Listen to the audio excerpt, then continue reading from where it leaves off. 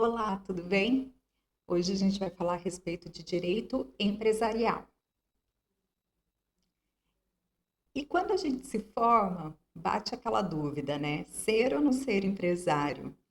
Buscar um emprego em uma empresa, né, já estabelecida ou iniciar o próprio negócio? O que fazer?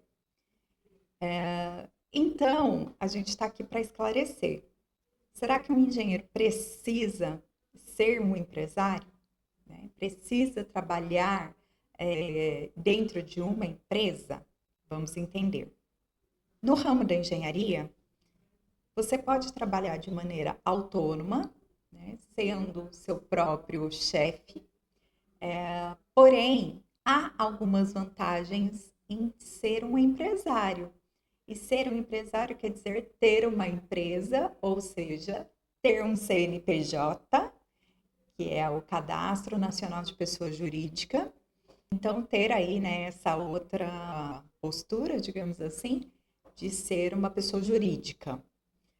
Vamos entender um pouco melhor as implicações, né, ou o que vem por trás disso. A vantagem de ter um CNPJ é que, para você trabalhar para órgãos públicos, você precisa ser PJ para participar de licitações públicas. Como autônomo, você não consegue.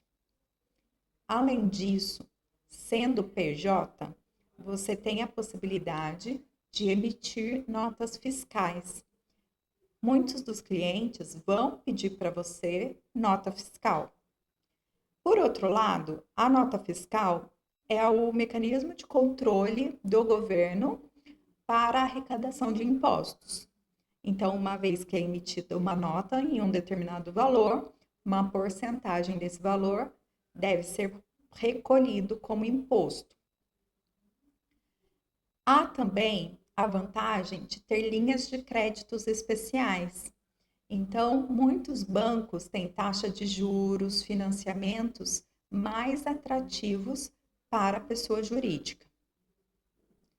Além do mais, tem a possibilidade de recolhimento do INSS. Muitas pessoas, quando trabalham de forma autônoma, acabam se esquecendo de fazer o recolhimento, o pagamento da contribuição do Instituto Nacional de Serviço Social. E por que isso é importante? O INSS, ele te dá algum subsídio na sua carreira profissional. Além da clássica aposentadoria, né, por tempo de serviço, por tempo de contribuição, vamos supor que você sofre um acidente. Estando segurado, né, fazendo o recolhimento do INSS, você tem a possibilidade de ficar encostado pelo INSS. Então, você tem um pagamento mensal, mesmo estando inapto a trabalhar, no caso de um acidente, né? Ou de uma doença. Então, essas seriam as principais vantagens de ter, né, uma empresa cadastrada.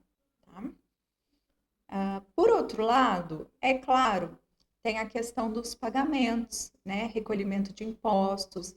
Você vai precisar de um contador para te auxiliar. Então, existe alguns deveres que vêm junto com essa questão de ter um CNPJ. A gente viu rapidamente esse quadro na aula passada e vamos falar sobre ele de novo. Então, vamos entender, né, o que é o MEI, o que é o EI e o EIRELI. Essas são modalidades de empresas individuais, tá? Quando você não tem sócios. A partir do momento que você tem sócios, você pode ser uma sociedade limitada, onde todos os sócios têm, né, uma parcela fixa, existe um contrato social, ou a sociedade anônima, quando a empresa é aberta na corretora de valores. Quando a gente está falando de MEI, são atividades que não requerem ensino superior. Então, o engenheiro não se encaixa nessa modalidade. Então, ele pode se encaixar nas outras quatro. Vamos entender melhor. Há uma lista das atividades que são permitidas como MEI. Qual a vantagem de ser MEI? Alíquotas menores, né, para pagamento de impostos, tá? Porém, apenas as modalidades que estão nesse site é que são permitidas nesse tipo de cadastro. Não serve para nós, engenheiros, tá? O MEI, ele até pode ter funcionário, mas apenas um. E o faturamento máximo não pode ultrapassar R$ 81.000 por mês. O EI já é uma modalidade que serve para os engenheiros, é o empreendedor individual, quando você não tem sócios. Você pode ter quantos funcionários você precisar. Aqui ele tem o limite do faturamento anual de R$ 360.000. E a diferença entre o EI e o EIRL, que a gente vai ver daqui a pouco, é que no EI não há separação de bens entre CPF e CNPJ. Então, vamos supor que você tem um carro e uma casa no seu CPF. E a sua empresa vai, por alguma razão, assumir uma dívida. Então, as dívidas da empresa podem recair sobre os bens patrimoniais da pessoa física. Não há separação, tá? Então, pode ser um problema. Por quê? Se eu tenho uma dívida com a minha empresa, pode ser que os meus bens pessoais fiquem congelados, né? E sejam aí alvo de algum processo. Então, o mais recomendado é ser EIRELI, tá? Por quê? Também não tem sócios, é uma empresa individual de responsabilidade limitada, mas a diferença com o EI é que há uma separação total de bens entre o CPF e o CNPJ. Então, os bens que são cadastrados, que são matriculados como seu, pessoa física, não entram nas dívidas do CNPJ. O CNPJ tem vantagens na compra de carro, por exemplo. Você pode comprar um carro usando o seu CNPJ, você acaba tendo descontos, né, na concessionária, e esse carro fica sendo da empresa. Nada impede você, quanto pessoa física, a usar esse automóvel. Mas a vantagem é que esse é o bem da empresa. E é importante ter esse controle de divisão financeira. Então, o que é recomendável é você ter um pagamento mensal pelo seu trabalho, que é chamado prolabore. E em cima desse salário é que os seus impostos, imposto de renda, ele vai ser contabilizado. Também é muito importante ter o auxílio de um contador, né, para te orientar e assessorar, porque sempre há dúvidas, né, quanto a essas questões financeiras da empresa. Aqui você pode ter quantos funcionários precisar e não há limite de faturamento, ao passo que o EI tem um limite anual de R$ 360.000. E a sociedade limitada? Então, aqui a gente já está falando de empresas em sociedade. Então, vamos supor que você e alguns colegas que se formaram juntos, colegas do mesmo ramo de profissão, querem montar uma empresa em conjunto. É importante ter um contrato, né, onde vai ter ali as partes, as cotas que cada um possui dessa empresa, né? Geralmente há um capital social que os membros da sociedade rateiam, né, para poder ter esse capital de giro, esse capital da empresa, e então é feita as cotas, né? Pode ter um sócio que tem mais uma maior cota em relação aos outros, né? Isso tem que ser muito bem combinado entre vocês. Então, há sócios, né? Quantos forem, precisa estar no contrato social da empresa, quantos funcionários precisar, não há limite de faturamento, e o capital social, que é esse valor, né, da empresa, é dividido em cotas entre os sócios, de forma igualitária ou não. Isso depende aí do que é combinado entre vocês. Se uma pessoa entra com um capital maior, é justo que ela tenha, né, uma cota maior na empresa. Outra vantagem, né, é que há separação total dos bens entre CPF e CNPJ. Isso é importante, gente, porque não se sabe lá na frente o que pode acontecer, né? E essa empresa ela pode vir até a falência.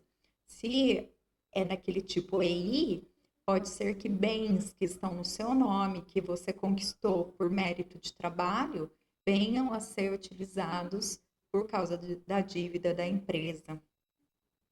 E a sociedade anônima? Aqui são empresas geralmente maiores, né? Em que possui sócios, quantos forem, e geralmente são muitos. Também pode ter quantos funcionários precisar. Não há limite de faturamento.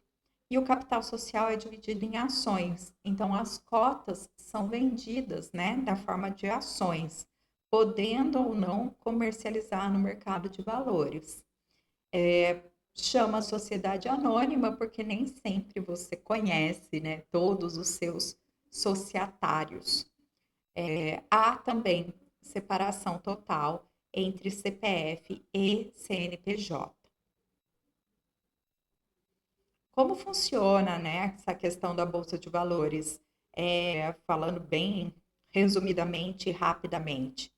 Então, a gente tem, né, um empresário que quer vender ações da sua empresa, aciona uma corretora de valores e ela disponibiliza isso na Bolsa de Valores. Ao mesmo tempo, a gente tem investidores que querem comprar ações de empresas. Geralmente se compra quando o valor está mais baixo, né? E tem de vender quando o valor está mais alto. Então, isso sempre é feito por intermédio de uma corretora, que tem um custo, né? Então, por isso a gente está falando de empresas com um capital social mais elevado, tá? Então, voltando aqui para esse quadro, a gente já viu que o engenheiro não tem a possibilidade de trabalhar como MEI, né? Mas é importante saber que isso existe, essa modalidade existe. Então, você pode ser empresário individual, lembrando que aqui os bens são unificados, né? Pessoa física e pessoa jurídica respondem da mesma forma. Já aqui no EIRELI, você tem a separação dos bens entre pessoa física e pessoa jurídica, mas não tem sócios, tá? Aqui na sociedade, quando todos, né, participam aí e tem um contrato social, tem as cotas definidas, sociedade limitada. E empresas maiores, com capital aberto, sociedade anônima. É claro que vai mudar, né, os valores da empresa e também o quanto vai se pagar de imposto, né? Quanto maior o faturamento, maior é a alíquota de imposto dessa empresa.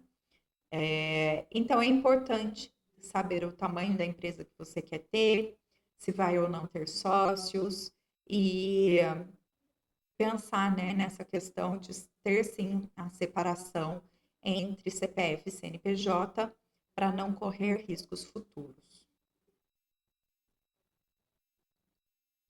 Um glossário, né, de alguns termos que são bastante usados aqui na questão empresarial, né? Então, razão social é o nome formal da empresa, né? Às vezes a gente tem um nome fantasia, que é o nome do estabelecimento, né? E ele pode ou não ser igual à razão social. Então, vamos supor que a minha empresa chama Maria Botan ME. E O nome fantasia, que é o nome que está lá na minha fachada, né? Ele é Botan Engenharia e Consultoria, tá? Então, é possível ter sim nomes diferentes, porque a razão social é um nome mais formal, né? Então, às vezes a gente muda o nome fantasia, tá? O capital social são os valores brutos disponibilizados para abertura desse negócio, para abertura dessa empresa, a fim de manter o funcionamento até que comece a dar lucros. Então, é o investimento inicial que é feito, né, nessa empresa. E o patrimônio social são os bens adquiridos sob propriedade do CNPJ.